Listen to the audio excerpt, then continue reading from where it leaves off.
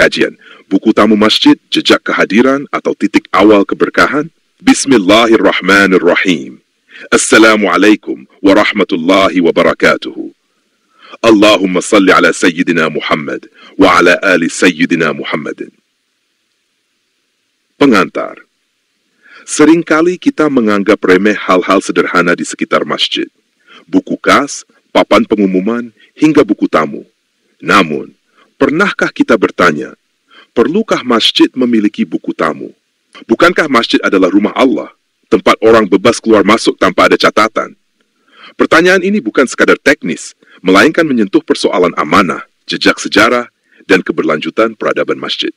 Masjid bukan hanya ruang syalat, melainkan pusat aktivitas umat, tempat ilmu ditransmisikan, tamu-tamu mulia berdatangan, dan peradaban Islam tumbuh. Maka mencatat siapa yang hadir, siapa yang berkunjung, dan siapa yang memberi kontribusi, bukan sekadar formalitas, melainkan bagian dari syiar, tertib, dan tanggung jawab. Dalil Al-Quran dan hadis Allah Azza wa Jalla berfirman, "Wa kulla syai'in ahsaynahu fi imamin mubin." Dan segala sesuatu telah kami catat dalam kitab yang jelas.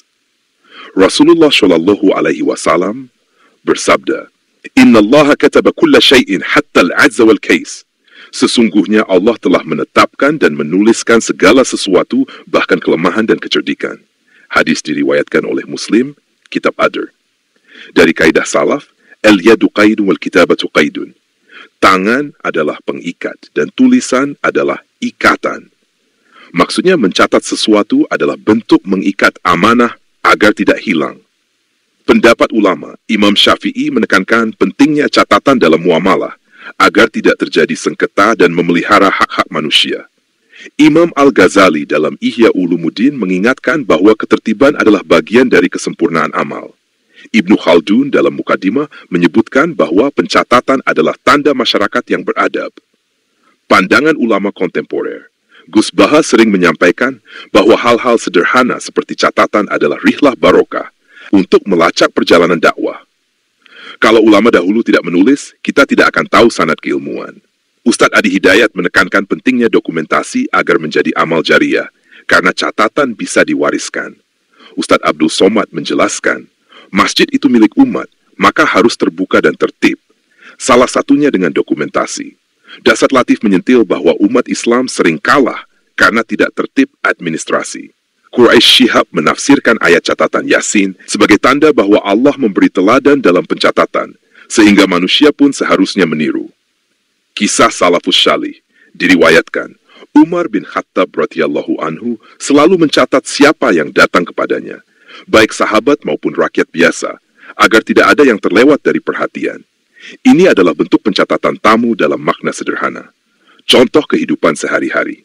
Bayangkan sebuah masjid kedatangan tamu ulama besar, atau pejabat pemerintah, atau rombongan jamaah dari luar daerah.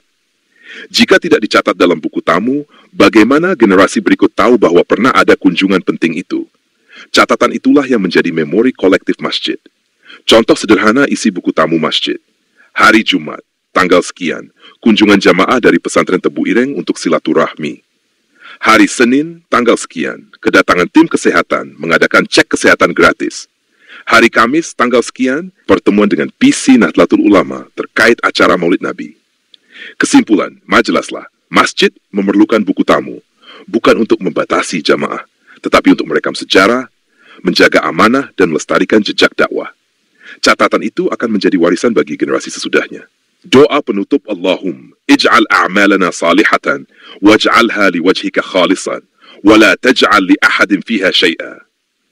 Ya Allah, jadikanlah seluruh amal kami amal yang syalih, jadikanlah ia ikhlas karena wajahmu semata, dan janganlah engkau jadikan untuk siapapun di dalamnya bagian sedikit pun. Semoga yang dipelajari ini bermanfaat, menambah keimanan, dan semakin mendekatkan kita kepada Allah Azza wa Jalla. Jika kajian ini bermanfaat, silakan disebarkan agar nasihat yang baik ini tidak berhenti di satu tempat, dan agar kalian pun mendapat jariah kebaikan, karena telah meneruskan dan menyiarkan kebaikan ini, walau hanya bagaikan setetes embun di tengah samudera luas. Wassalamualaikum warahmatullahi wabarakatuh. Terima kasih sudah nonton sampai akhir. Kalau kamu suka dengan kontennya, yuk bantu support dengan klik subscribe, like, dan share juga kalau bermanfaat. Semoga kajian ini bermanfaat. Silakan disebarluaskan kepada saudara dan sahabat kita, agar cahaya nasihat tidak berhenti di satu tempat. Harapan kami, semoga hati kita senantiasa tergerak untuk memperbaiki diri, menebar manfaat, dan menyiapkan bekal terbaik untuk kehidupan abadi di akhirat.